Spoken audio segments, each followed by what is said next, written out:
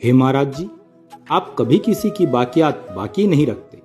सब कुछ आपका होते हुए भी अगर किसी से कुछ लिया है माध्यम रूप में, ब्रह्मांड की प्रत्येक वस्तु आपकी है, ब्रह्मांड ही आपका है, पर किसी के द्वारा अर्थात किसी को माध्यम बना के कोई भी चीज आप तक पहुंची है तो भी आप उसका फल देते ही देते हो।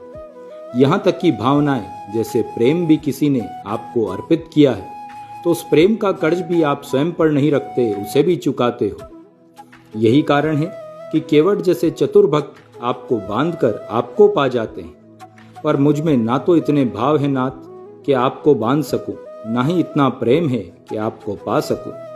और जब सब आप ही का है तो बाकियात किस बात की रखूं कि उसके बदले में आपसे आपको मांग लूं।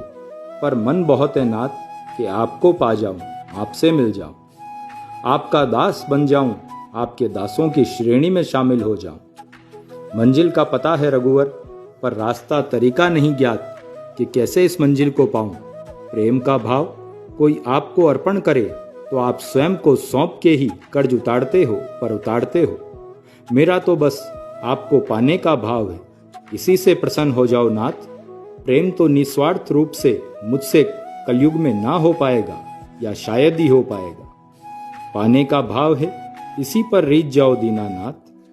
तुमको पाना मंजिल जीव की लिखा है वेदों में। प्रेम भक्ति समर्पण निष्ठा नहीं मेरे मन में। रह रहकर उठे भाव कभी कभी कि मिल जाऊं किस विधि में तुझ में। इस भाव पर ही रीझ जाओ, मुझे अपना बना लो या मेरे बन जाओ। जय नीम करोली महाराज जी।